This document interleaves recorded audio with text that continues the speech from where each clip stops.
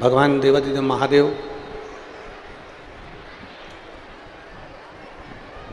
जो संपूर्ण जगत का कल्याण करने वाले हैं, संपूर्ण जगत का उद्धार करने वाले हैं, एक क्षण भी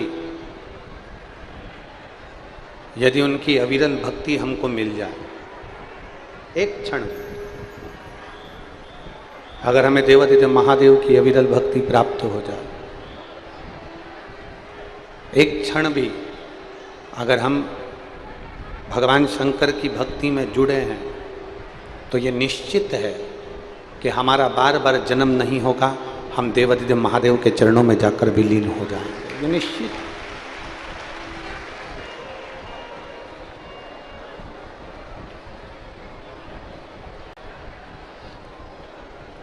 आपसे पूछे मोबाइल पे बात करते हो आप लोग? बोलो तो जम के, करते हो? मोबाइल पे बात कर रहे हो, अपनी सारी बात आप कह रहे हो, सारी बात आप बोल रहे हो, जिससे आप बात कर रहे हो वो आपको दिखाई नहीं दे रहा, वो आपको दिख नहीं रहा। जिससे भी हम फोन पर बात कर रहे हैं, जिससे भी हम मोबाइल पे बात कर रहे हैं, वो दिख नहीं रहा, दिखता नहीं। हाँ, यदि वीडियो कॉलिंग है तो दिख जाएगा, पर यदि वीडियो कॉलिंग नहीं है और आप किसी को फ़ोन लगाए हो, आपने किसी को मोबाइल लगाया, किसी को फ़ोन लगाया, उससे बात कर रहे हो, तो वो दिखेगा नहीं। वीडियो कॉल करा है तो दिख सकता है, पर वीडियो कॉल नहीं है और आप किसी को फ़ोन लगाए हो तो वो दिखने वाला नहीं, वो दिखता नहीं है। भले ना दिखे, पर वो नहीं भी दिखता है ना, तो भी हम अपने हृदय की सारी बातें उसको फ़ोन पर बोल देते हैं, अपने दिल की सारी बातें हम उसको मोबाइल पर बोल देते हैं। बोलो सही है कि गलत है? जम के बोलो जरा, सही है ना? जिससे हम मोबाइल पर बात कर रहे हैं वो हमको दिख नहीं रहा, पर हम अपने मन की पूरी बात उसको बोल रहे हैं, अपने मन की सारी बात हम उसको कह रहे हैं, वो दिख नहीं रहा। और फोन पर जो बात कर रहा है तुमसे, तुम अपनी बात कहे जा रहे हो, आखिरी में वो थोड़ा ना थोड़ा आपकी बात का उत्तर हूँ, हाँ, ठीक है, बाद में, अभी, ऐसा उत्तर वो दे ही देता है। जिससे तुम बात कर रहे हो गला पकड़ रहा है, खींच के बोलना पड़ रहा है, जिससे तुम बात कर रहे हो वो दिखाई नहीं देगा, वो दिख नहीं रहा है, और आप अपनी पूरी बातें उसको कह रहे हैं, अपनी मन की बात सब कुछ आप उससे कह रहे हैं, सब कुछ। दिखा नहीं है वो, पर कहा सब कुछ है। उसी तरह जिससे बात कर रहे हो वो दिखता नहीं है, सुनता रहता है और फिर तुम्हारा जवाब थोड़ा ना थोड़ा वो देता जरूर है। उसी तरह शंकर के मंदिर में जाकर जब एक लोटा जल चढ़ाकर हम अपने मन की बात कहते हैं, तो मेरा महादेव दिखता भले नहीं है, पर तुम्हारी बात सुनकर तुम्हारा जवाब जरूर देता। दुनिया के कई लोगों के हृदय में बहुत सारे प्रश्न होते हैं।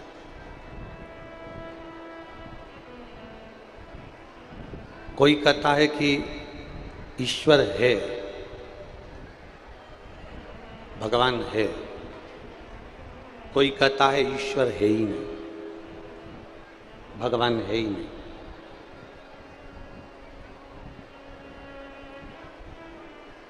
कोई कहेगा कि मंदिर तक जाओ, देवालय शिवालय तक जाओ और भगवान शंकर को एक लोटा जल चढ़ाओ, भगवान की सेवा करो, आराधना करो, पूजन करो, अर्चना करो, सेवा में लगो। और कोई कोई कहेगा कि आपको मूर्ति पूजन करना ही नहीं। सब लोग मिलेंगे। कोई कहेगा इस मंदिर में जाओ, कोई कहेगा उस मंदिर में जाओ, कोई कहेगा देवी जी को भजो, कोई कहेगा राम जी को भजो, कोई कहेगा कृष्ण को भजो, कोई कहेगा शंकर जी को भजो, कोई कहेगा नारायण को भजो, कोई कहेगा शनि महाराज को भजो, कोई कहेगा गुरु महाराज को भजो, कोई कहेगा नाग देवता को भजो, कोई कहेगा इसको भजो। हम तो केवल इतना कहते हैं, तुम्हारी जिससे अच्छी पटे, पटे का मतलब है जिससे अच्छी बने।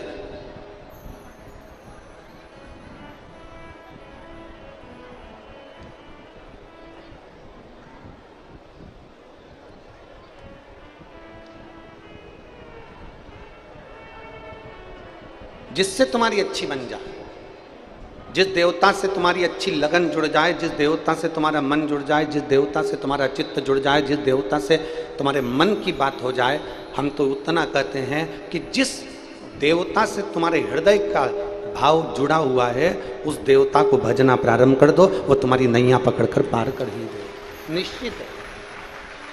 राम से तुम जुड़े हो तो राम को भज लो, कृष्ण से तुम जुड़े हो तो कृष्ण को भज लो, शिव से तुम जुड़े हो तो शिव को भज लो, देवी से अगर जुड़े हो तो देवी जी को भज लो। तुम्हारा जो मन पड़े, तुम्हारा जो चित्त करे, तुम्हें जो लगे कि ये मेरी नैया पार कर सकते हैं, उनको भज लो। पर जिसको भी भजना, शिव महापुराण की कथा कहती है, जिसको भी भजना पूर्ण समर्पण से भजना, पूर्ण समर्पण।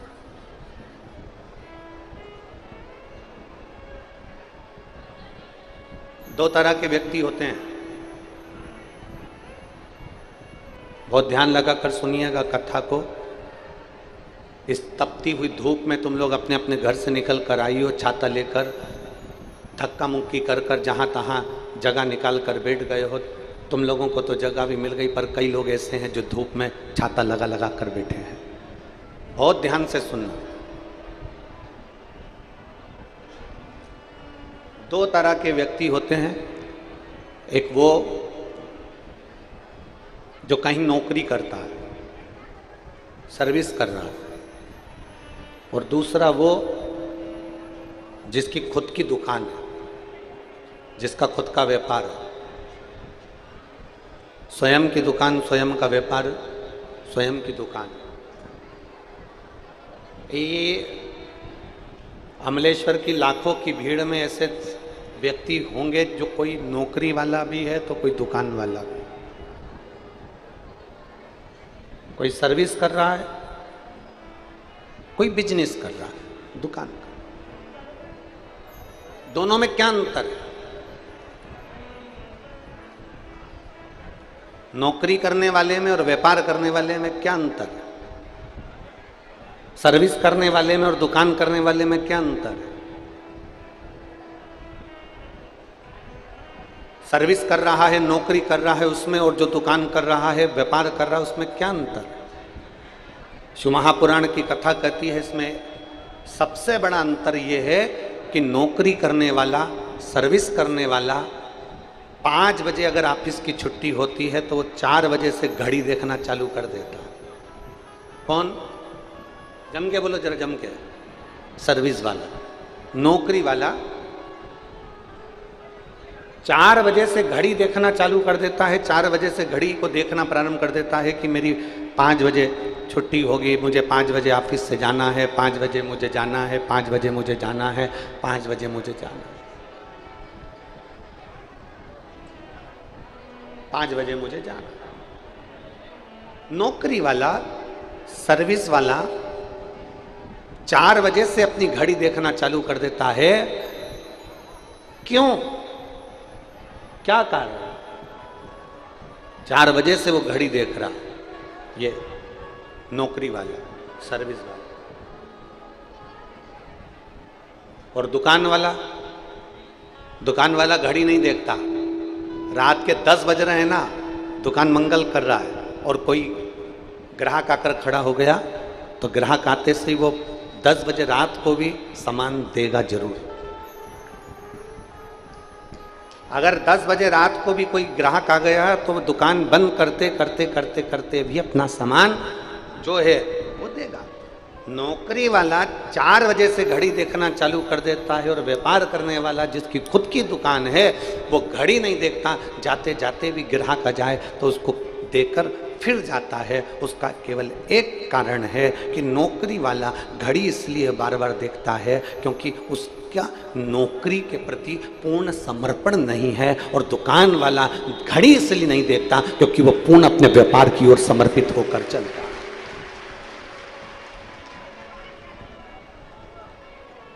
अपना पूर्ण समर्पण उसका व्यापार में है। मेरा व्यापार मुझे आगे बढ़ाना है, मेरा काम मुझे आगे बढ़ाना है, मेरे व्यापार को मुझे आगे बढ़ाना है, मेरे कार्य को मुझे आगे बढ़ाना है, मेरे काम को मुझे आगे बढ़ाना है। व्यापार वाला सोचता है कि मुझे अपने व्यापार को 4 चांद लगाना है, मुझे मेरे व्यापार को बढ़ाना है, तो पूर्ण समर्पित होकर काम करता है। नौकर भले ढिलाई कर दे, नौकर भले काम में कंजूसाई कर दे, पर जिसकी दुकान है वो कंजूसाई नहीं करता, वो खुद नौकर जैसा लग जाएगा और काम करके ही मानेगा, स्वयं लग जाएगा, स्वयं करेगा, स्वयं। बस शिव महापुराण की कथा यही कर रही है। सर्विस जैसा समर्पण नहीं चाहिए कि 4 बजे से तुम घड़ी देखना चालू कर दो कि अब मुझे जाना है, अब मुझे जाना है, अब मुझे जाना है।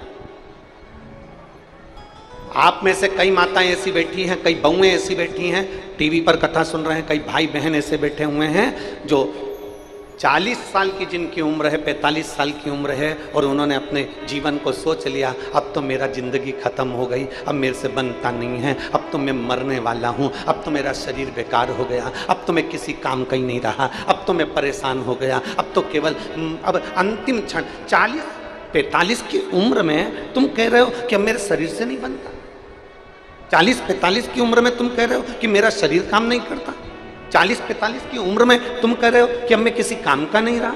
मतलब तुम सर्विस वाले हो, इसलिए तुमने ये विचार कर लिया कि अब मेरा शरीर काम का नहीं है, मैं काम का नहीं हूं, अब मेरा मरने की उम्र हो गई। पर अगर देखना है तो किसी व्यापार वाले को देखो, देखना है तो घर के किसी बुजुर्ग को देखो जो 85 साल का होने के बाद भी रसोई घर में भोजन बनाने के लिए तैयार खड़ा है।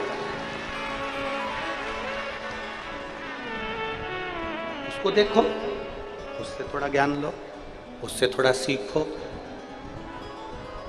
80 वर्ष की बूढ़ी माँ, 75 वर्ष की पिता, 70 वर्ष की माँ, 65, 70, 75, 80 वर्ष के किसी बुजुर्ग को देखना तो भी उनके शरीर में फुर्ती है। और एक नवयुवक बच्चे, आज के ज़माने के नवयुवक लोग सोचते हैं कि यह जीवन किस काम का, तो छोड़ दे तो अच्छा, अब तो जीवन समाप्त कर दे तो अच्छा, अब जीवन बेकार हो गया, अब तो जाना है, छोड़ना है, छोड़ दो।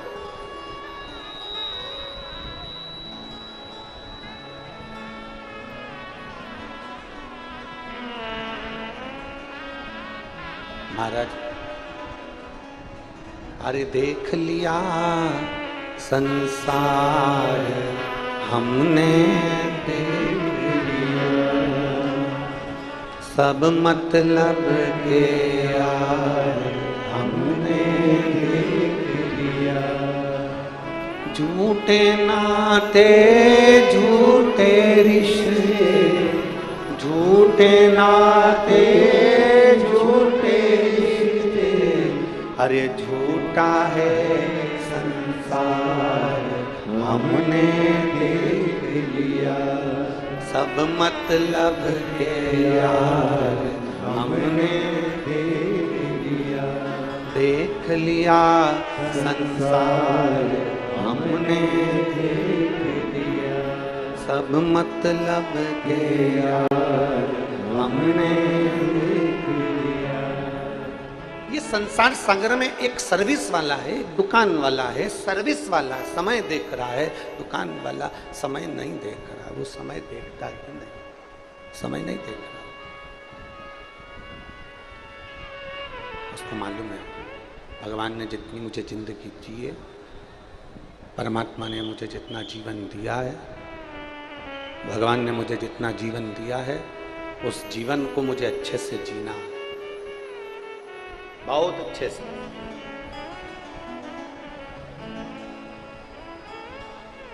किसी को धोखा देकर नहीं, किसी को कष्ट देकर नहीं, किसी को परेशान कर कर नहीं,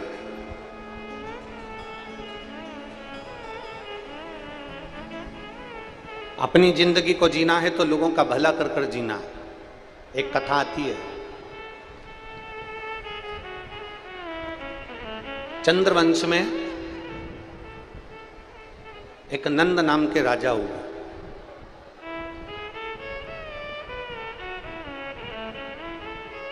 चंद्रवंश में एक नंद नाम के राजा हुए, जिनका एक बेटा था जिसका नाम था धर्मगुप्त।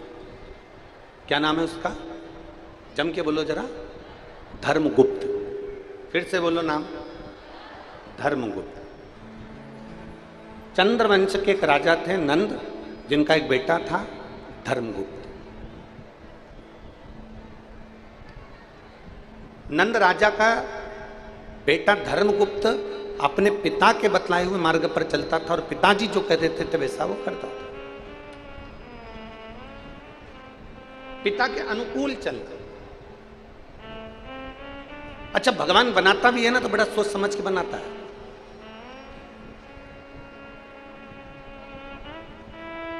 ये जितने तुम बैठे हो ना, चाहे तुम हो चाहे हम हो, संसार के जितने मनुष्य हैं ना, इनको बनाने में भगवान ने बहुत मेहनत करी है, बहुत मेहनत। ज्ञानी भी बनाता है ना भगवान तो बड़ी मेहनत से बनाता है, बहुत मेहनत से ज्ञानी पुरुष बनाएगा, ज्ञानी महिला बनाएगा।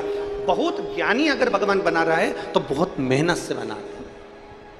अच्छा, ज्ञानी किसने बनाया? जम के बोलो, जम के बोलो। किसने बनाया? भगवान ने। ज्ञानी किसने बनाया? जम के बोलो जरा। भगवान। और बहुत मेहनत से बनाया। तो ज्ञानी को बनाने के लिए जितनी मेहनत लगती है ना, उतनी ही मेहनत भगवान को मूर्ख बनाने में भी लगती है। ज्ञानी उसी ने बनाया है तो मूर्ख भी जम के बोलो जरा, उसी ने बनाया। अब किसी ज्ञानी व्यक्ति को तुम मूर्ख बना सकते हो क्या? बोलो बोलो, जम के बोलो जरा। नहीं। तो मूर्ख व्यक्ति को तुम ज्ञानी बना सकते हो क्या? अरे बोलो तो जम के। नहीं, क्योंकि ज्ञानी इतनी मेहनत से उसने बनाया है तो मूर्ख भी उतनी मेहनत से उसने बनाया। तो किसी मूर्ख को तुम कितना भी ज्ञान दे दो, कितना भी प्रमाण दे दो, तुम कितनी भी अपने शास्त्र और वेद किसी मूर्ख को दिखा दो, तो भी मूर्ख तो मूर्ख ही रहेगा, वो कभी ज्ञानी बन ही नहीं सकता। मूर्ख मूर्ख रहेगा, वो कभी ज्ञानी नहीं हो सकता। और ज्ञानी को कितना भी मूर्ख बना लो, वो मूर्ख नहीं हो सकता, क्योंकि परमात्मा ने ज्ञानी को भी बनाने के लिए मेहनत करी है तो मूर्ख को बनाने के लिए भी मेहनत करी है। अगर एक विद्वान उसने पैदा करा है तो बड़ी मेहनत से पैदा करा है, और अगर एक मूर्ख पैदा करा है तो उसको भी बड़ी मेहनत से करा, बड़ी मेहनत। अब कई लोग यहाँ पर अपने अपने घरों में कई लोग बात में कह देते हैं, हमारा वो भाई तो ऐसा मूर्ख है, उसको समझा समझा के थक गए। तो क्यों समझा रहे हो? कितनी मेहनत से भगवान ने बनाया है उसको। अगर वो समझने वाला होता तो एक बात में समझ जाता, पर वो नहीं समझा, नहीं समझ। तो शिव कथा कर रही है, सामने वाला व्यक्ति अगर नहीं समझ रहा, सामने वाले व्यक्ति को समझाने का प्रयास किया गया, वो नहीं समझा, तो शिव महापुराण की कथा कहती है, फिर हमारा जो गायत्री परिवार है वो कहता है हम सुधरेंगे युग सुधरेगा। हमारा जो गायत्री परिवार है वो कहता है कि हम सुधरेंगे युग सुधरेगा। अगर किसी को हम बदल रहे हैं और वो बदलना नहीं चाहता, किसी को हम सुधार रहे हैं वो सुधरना नहीं चाहता, वो मूर्ख की मूर्ख रहना चाहता है, तो शिव पुराण की कथा कहती है फिर उसको मत सुधारो, उसको मत बदलो। फिर शिव पुराण की कथा कहती है अपने आप को बदल लो, तो संसार पूरा बदला नजर आने लगेगा। अपने आप को हम सुधरेंगे, जम के बोलो जरा, हम सुधरेंगे हम बदलेंगे, युग बदलेंगे। अब हमें बदलना, और बदला कि नहीं बदला युग? कलयुग चल रहा था,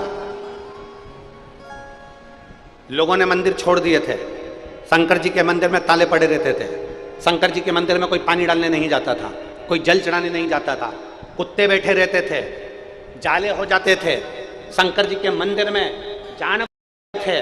पर शंकर के मंदिर में सावन के महीने में लोग जाते थे और शिवरात्रि पर जाते थे।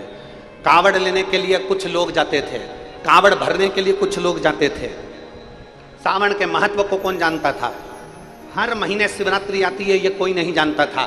घर से जल ले जाने का क्या महत्व है, इसको कोई नहीं जानता था। शंकर जी की बेटियां कितनी हैं, इसको कोई नहीं जानता था। श्री शिवाय नमस्तुभ्यम मंत्र कैसा है, इसको कोई नहीं जानता था। पर धीरे धीरे धीरे धीरे कलयुग में ये शिव युग आकर समाहित हो गया और ये जनमानस में शंकर की भक्ति हो।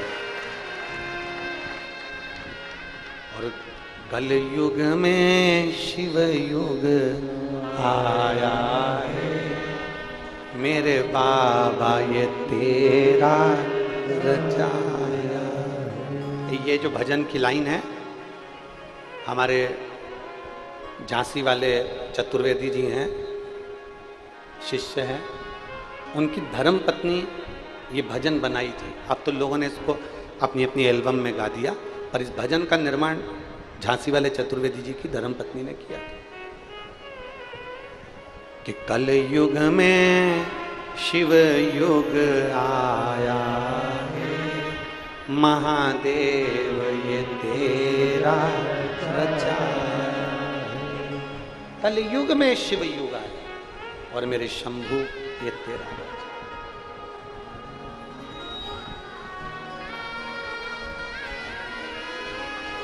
ये उसकी रचना है, ये उसका बनाया गया, ये उसने निर्मित किया।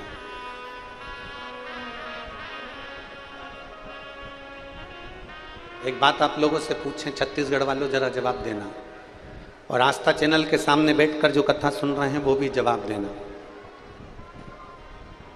जब आप शंकर जी के मंदिर में जल चढ़ाने के लिए जाते होगे, छोटे छोटे बच्चे लोटा लेकर जल चढ़ा रहे होते होंगे, आपका दिल खुश होता होगा कि नहीं होता होगा? जम के बोलो जरा, होता होगा ना कि इतने छोटे छोटे बच्चे शंकर जी के मंदिर में जा रहे हैं, इतने छोटे छोटे बच्चे शिव मंदिर में जाकर जल चढ़ा रहे हैं, इतने छोटे छोटे बच्चे भगवान की आराधना कर रहे हैं। तो ये कलयुग है कि शिव युग है? प्रसन्नता।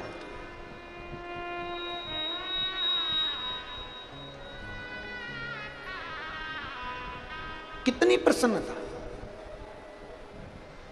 और फिर निवेदन करूंगा, इस व्यासपीठ के माध्यम से आप सभी से, करोड़ों लोग इस शिव महापुराण की कथा को, अमलेश्वर की कथा को करोड़ों लोग आस्था चैनल पर सुन रहे हैं, करोड़ों लोग, और पूरे अमलेश्वर के भक्त पूरे पंडालों में बैठकर, दुकानों पर, रोडों पर बैठकर कथा सुन रहे हैं। उनसे निवेदन करूंगा, जिस घर के बच्चे के हाथ में शंकर जी को चढ़ाने का लोटा आ गया, जिस घर के बच्चे को आपने मंदिर की सीढ़ी चढ़वा दिया, उस घर का बुजुर्ग कभी वृद्धाश्रम की सीढ़ी नहीं चढ़ेगा, यह पक्का।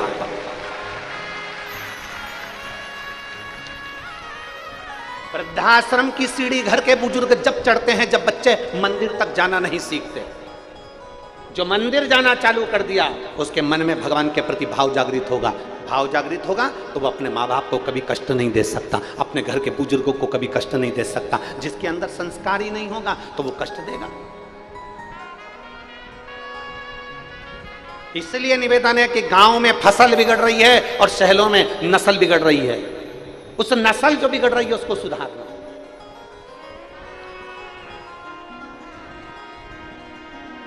थोड़ा सुधारने का प्रयास कर।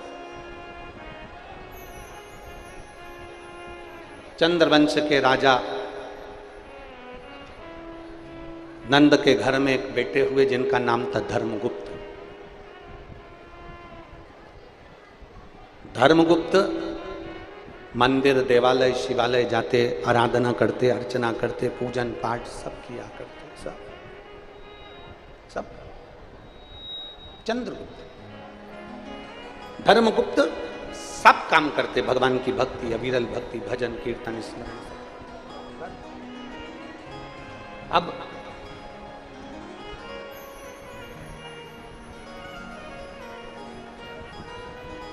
एक दिन धर्मगुप्त अपने किसी मित्र के साथ में मंदिर की आराधना छोड़कर, मंदिर की पूजन छोड़कर, शंकर जी के मंदिर में जल चढ़ाने की जगह धर्मगुप्त अपने मित्र के साथ में भ्रमण करने चले गए और घूमने के लिए गए। और घूमने जाने पर उसी मित्र के घर पर एक रात्रि विश्राम कर लिया। और मित्र के घर पर जब एक रात्रि विश्राम करा और एक रात्रि विश्राम कर कर जब उसके घर का भोजन करा, भोजन कर कर धर्मगुप्त वापिस आ और जैसा खाया अन्न, जम के बोलो जरा, वैसा हो गया मन। जैसा खाया अन्न, जम के जरा, वैसा हो गया मन। और जैसा पिया पानी, वैसी हो गई वाणी। और जैसा पिया दूध, वैसा बन गया बुद्ध। बुद्धि कैसे बनती है? बोलो बोलो जम के, दूध से।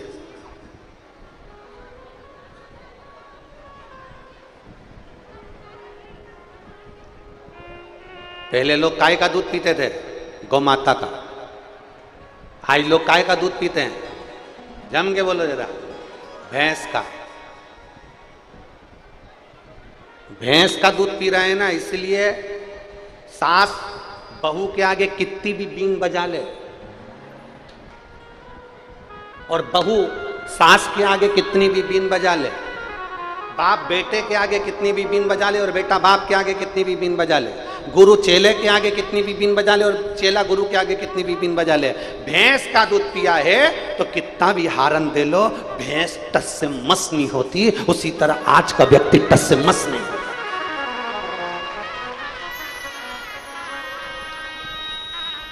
इसलिए अभी भी कुछ नहीं बिगड़ा।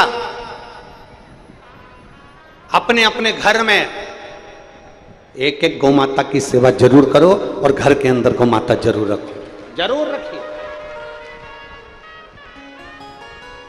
करो उसे।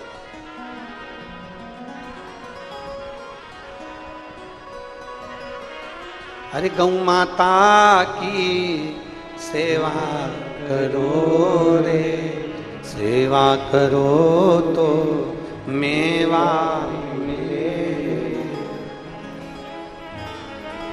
गौ माता की सेवा करो रे, सेवा करो तो मेवा मिले। और मात पिता की सेवा करो रे, सेवा करो तो मेवा के लिए तो कोई माता पिता की सेवा नहीं करता। आज के जमाने में लोग सेवा करो तो चाबी मिले, कौन करे आज के जमाने में? फिर वही वाली लाइन आ गई, देख लिया संसार हमने, देख लिया सब मतलब के यार हमने, देख लिया। महाराज कौन कर रहा है? शिव मंदिर छोड़ा धर्मगुप्त ने, अपने दोस्त के घर चले गया, मित्र के घर। एक रात्रि विश्राम करा, भोजन किया, भोजन कर कर वापिस आया। अन्न का बड़ा असर है, अन्न का बहुत असर। बहुत सावधानी रखिए भोजन करने में, बहुत सावधानी।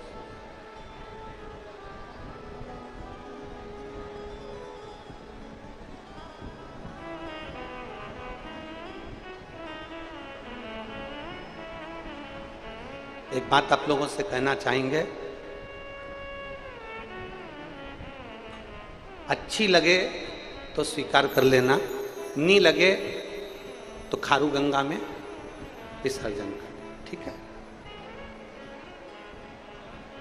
किसी तीर्थ में जाओ, किसी धाम में जाओ, किसी तीर्थ में किसी धाम में जाओ, गुरु की शरणागति में जाओ, अपने गुरु के दरवाजे पर जाओ, तो भिक्षा मांग लेना कि अन्न क्षेत्र चल रहा है क्या, यहां भोजन भंडारा चल रहा है क्या, वहां से थोड़ा सा अन्न का भाग मांग कर खा लेना। क्यों? क्योंकि वहां जो मिलता है वो भोजन नहीं मिलता, वहां तो भोलेनाथ का प्रसाद मिलता है। शिव महापुराण की कथा कहती है प्रसाद जब हमारे हाथों में आता है तो मात्र उस प्रसाद का स्पर्श, मात्र उस प्रसाद का दर्शन हमारी जिंदगी को संवार दे। मात्र दर्शन, प्रसाद का मात्र दर्शन। कई माताएं कहती हैं आज हमारा चतुर्थी का व्रत है, हम ये वाला प्रसाद नहीं ले रहे। नहीं, चतुर्थी का व्रत है ना, हाथ में प्रसाद लो, वो प्रसाद तुम्हारे हाथ का स्पर्श करेगा ना तो कभी जिंदगी में लकवे की बीमारी नहीं आएगी। तेरा हाथ अच्छा के अच्छा बना रहा है। नहीं, आज मेरा तीज का व्रत है, मैं प्रसाद नहीं लूंगी। नहीं, दोनों हाथ पसार के प्रसाद लीजिए, दोनों हाथ पसार के। मंदिर गए हो ना, तुम करोड़पति हो, अरबपति हो, तुम धनपति हो, वैभवपति हो, तुम्हारे पास में सत्तापति हो, चाहे तुम किसी के भी पति हो, जितना भी तुम्हारे पास में वैभव है अपने पास में रखो। मंदिर गए हो, मंदिर में जाकर हाथ जोड़कर पंडित जी से, ब्राह्मण देवता से, गुरुजन से कहो हमें चरणामृत दे दीजिए।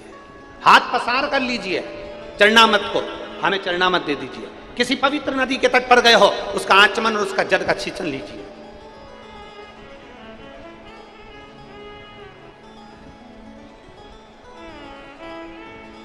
वो कितना फल देगा। एक पत्र है, देखिए,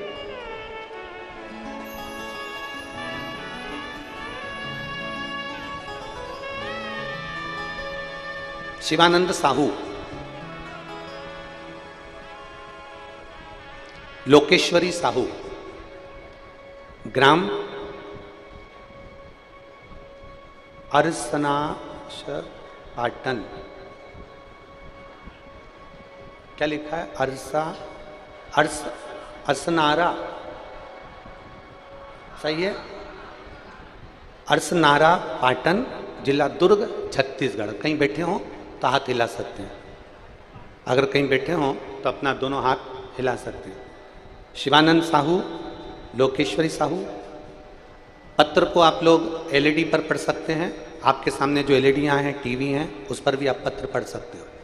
शिवानंद साहू, लोकेश्वरी साहू, अरसनारा पाटन, जिला दुर्ग, छत्तीसगढ़। मेरा मोबाइल नंबर ये है।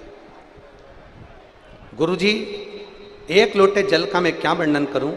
मेरे पति के मुख में गांठ हो गई थी और हमें पता चला, तो हमने रायपुर के एम्स हॉस्पिटल में टेस्ट करवाया, तो पता चला 4 दिसंबर को उनका टेस्ट पॉजिटिव आया और उसमें कैंसर मुख का बताया, और मुख का कैंसर था।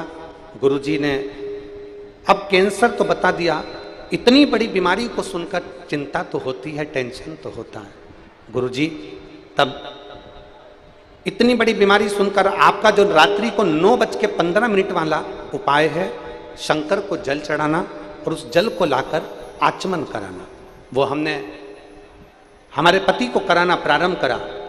और फिर वापिस दूसरी बार जब टेस्ट करवाने के लिए हम फिर वापिस एम्स हॉस्पिटल गए, तो बाबा का हम क्या गुणगान करें। डॉक्टर ने देखते से कह दिया कि गठान गल गई है और कैंसर नहीं है। यह शिव तत्व है, जिसकी रिपोर्ट मैं अपने इस के साथ लगा रही हूं। पूरी रिपोर्ट लगा कर दिया है। प्रथम कैंसर की रिपोर्ट, कैंसर बताया गया, फिर दूसरी रिपोर्ट में कैंसर नील आया। यही अगर कहीं बैठे हो तो हाथ हिला सकते हैं और आ सकते हैं एक बेलपत्र लेने के लिए, आप आमंत्रित हैं। शिवानंद साहू, लोकेश्वरी साहू, अरसनारा पाटन, जिला दुर्ग, छत्तीसगढ़। मेरा मोबाइल नंबर ये शिव तत्व है, ओघड़ी है शंभु। अब इसमें कोई सियोर वाला महाराज नहीं आया, इसमें ना कोई ने भभूति दी, ना बेल दी, ना नारियल दिया, ना कुछ दिया। यहां तो तुम्हारा विश्वास काम आया कि तुम भगवान शंकर के मंदिर जाना प्रारंभ कर दिए, अपने दिल की बात अपने महादेव से कहना प्रारंभ कर दिए, तो महादेव ने आपके दिल की बात को सुनकर मेरे देव अधिदेव महादेव ने बड़ी से बड़ी बीमारी को भी समाप्त कर दिया। ये शिव तत्व है, योग हरि तत्व है। और हमने पहले भी कहा है, हमारे YouTube चैनल पर एक 9:15 पर करने वाला उपाय उसमें डला हुआ है, जिसको हमने 6 साल या 4 साल पहले वाचन किया है। 4 साल पहले हमने बताया था कि रात्रि को 9:15 पर शंकर जी को चढ़ाया गया जल बेलपत्र एक ऐसी औषधि निर्मित कर देती है जिससे बड़ी से बड़ी बीमारी भी एक ना एक दिन समाप्त हो जाती है, चाहे वो किडनी से जुड़ी हो, चाहे लीवर से जुड़ी हो, चाहे कैंसर से जुड़ी हो। उसका तत्व ही है।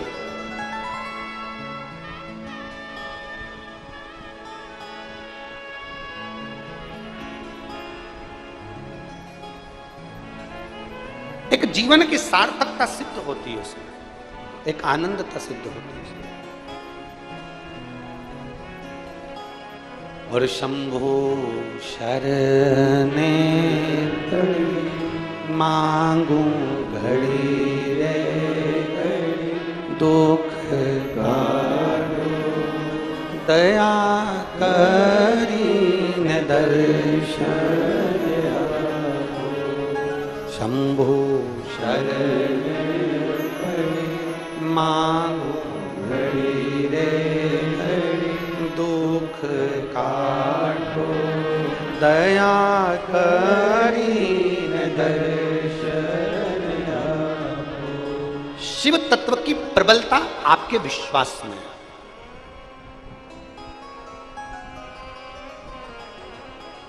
आपके दुख के समय पर, आपकी तकलीफ के समय पर, आपके कष्ट के समय पर सियोर वाला महाराज सियोर छोड़कर नहीं आएगा। याद रखना, बहुत अच्छे से समझ लेना। और केवल सियोर वाला महाराज ही नहीं, दुनिया का कोई महाराज, दुनिया का कोई बाबा, दुनिया का कोई महात्मा तुम्हारी दुख की घड़ी में तुम्हारे साथ नहीं खड़ा होगा। पर इतना याद रखना, महाराज भले खड़ा ना हो, बाबा भले खड़ा ना हो, पर मेरा भोला बाबा तो तुम्हारी दुख की घड़ी में जरूर खड़ा है, निश्चित है। मेरा भोलेनाथ तुम्हारी दुख की घड़ी में खड़ा है, मेरा शंभुनाथ तुम्हारी दुख की घड़ी में खड़ा है। और अंत समय प्रभु देखो, ये लाइन को हम अकेले नहीं गाएंगे, तुम भी जितने पंडाल वाले, सारे पंडाल वाले बोलो, अंत समय वचन निभाना पड़े, आए ना आए प्रभु कुटुंब कबीरा, अंत समय प्रभु आना पड़ेगा, वचन दिया तो निभाना पड़ेगा, अंत समय प्रभु आना पड़ेगा। कोई नहीं आएगा, अंतिम बिंदु में कोई नहीं आएगा। तुम्हारा 50 लाख का कर्जा हो जाए, तुम एक एक रिश्तेदार के हाथ पे जोड़कर देख लेना, हम देखें कौन तुम्हारा 50 लाख का कर्जा चुका सकता है।